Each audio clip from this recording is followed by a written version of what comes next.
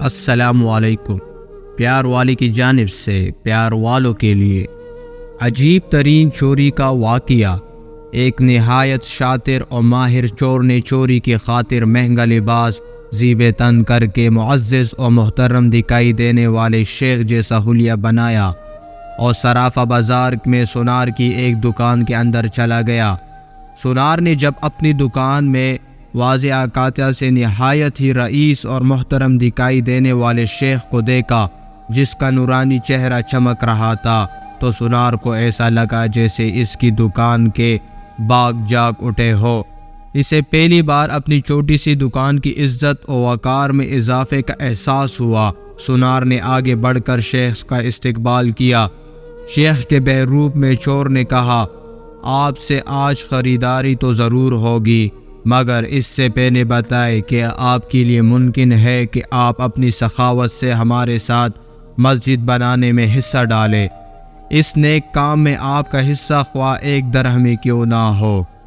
Sonar نے چند درہم شیخ کے حوالے کیے ہی تھے کہ اسی اثناء میں ایک لڑکی جو در حقیقت چور کی ام پیشہ تھی دکان میں داخل ہوئی اور سیدھی شیخ کے پاس جا کر اس کے ہاتھوں کو بوسہ دیا اور التجایا لہجے میں اپنے اور اپنے اہل و عیال کے لیے خیر و برکت کی دعا کے لیے کہا۔ سونار نے جب یہ منظر دیکھا تو اس سے رہا نہ گیا۔ معذرت خواہانہ لہجے میں کہنے لگا، اے محترم شیخ، لا علمی کی معافی چاہتا ہوں، مگر میں نے آپ کو پہچانا نہیں ہے۔ لڑکی نے یہ سن کر تعجب کا اظہار کیا اور سونار سے مخاطب ہو کر کہنے لگی، تم کیسے بد نصیب انسان ہو، برکت، علم، فضل اور رزق کا سبب خود چل کر تمہارے پاس آ گیا ہے اور تم اسے پہچاننے سے قاصر ہو۔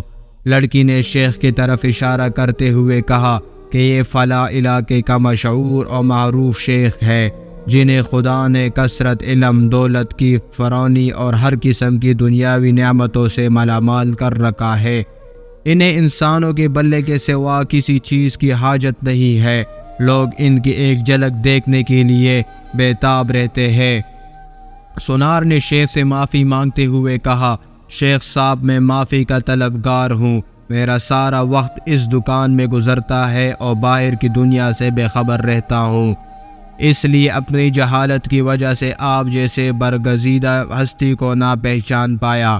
شیخ نے سونار سے کہا، کوئی بات نہیں، انسان خطا کا پتلا ہے، غلطی پر ندم ہونے والا شخص خدا کو بہت پسند ہے۔ تم ایسا کرو، ابھی میرا یہ رومال لے لو اور 7 دن اس سے اپنا چہرہ پوچھتے رہو۔ 7 دنوں کے بعد یہ رومال تمہارے لیے ایسی برکت اور ایسا رزق لے آئے گا جہاں سے تمہیں توقع بھی نہ ہوگی۔ جوہری نے پورے ادب و احترام کے ساتھ رومال لیا، اسے بوسہ دیا، آنکھوں کو لگایا اور اپنا چہرہ پونچھا تو ایسا کرتے ہی وہ بے ہوش ہو کر گرا۔ اس کے گرتے ہی شیخ اور اس کی دوست لڑکی نے سونار کی دکان کو لوٹا اور وہاں سے فور چکار ہو گئے۔ اس واقعہ کو جب 4 سال گزر گئے اور سونار رو دھو کر اپنا نقصان بھول چکا تھا، تو 4 سال کے بعد پولیس کی وردی میں ملبوس 2 اہلکار سونار کی دکان پر آئے۔ ان کے ساتھ وہی چور شیخ تھا جس کو ہتھکڑیاں لگی ہوئی سونار اسے دیکھتے ہی پہچان گیا۔ ایک پولیس والا سونار کے پاس آ کر پوچھنے لگا، کیا آپ اس چور کو جانتے ہیں؟ کیونکہ آپ کی گواہی سے ہی قاضی اسے سزا سنا سکتا ہے۔ سونار نے کہا، کیوں نہیں، اس نے فلاں طریقے واردات سے مجھے بے ہوش کر کے میری دکان لوٹ لی تھی۔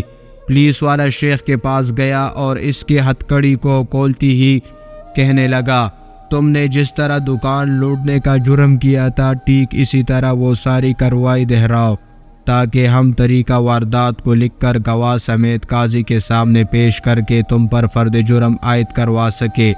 شیخ نے بتایا، میں اس طرح داخل ہوا اور یہ کہا اور میری مددگار لڑکی آئی، اس نے فلاں بات کی، پھر میں نے رومال نکال کر دکاندار کو دیا۔ پولیس والے نے جیب سے ایک رومال نکال کر شیخ کو تھمایا۔ شیخ نے سونار کے پاس جا کر اسی طریقے سے اسے رومال پیش کیا تو پولیس والا سونار سے کہنے لگا، جناب، آپ بالکل ٹھیک اسی طریقے سے رومال کو چہرے پر پہرے جیسے اس دن پہرا تھا۔ سنار نے ایسا ہی کیا اور وہ پھر سے بے ہوش ہو گیا۔ شیخ نے اپنے دوستوں کی مدد سے دوبارہ دکان لوٹ لی، جنہوں نے پولیس والوں کا بیس بدل رکھا تھا۔ آج ہمارے ملک کا بالکل یہی حال ہے۔ چند سال بعد چور بیس بدل کر ہمارے پاس آتا ہے، نادیدہ قوتیں پھر سب کچھ دہرانے کا کہہ کر الیکشن کرواتی ہے، اور چور ووٹ کھیل کر عوام کو پھر سے چونا لگا کر اپنے ساتھیوں سمیت پتلی گلی سے نکل کر دوسرے ممالک کی راہ لیتے ہیں۔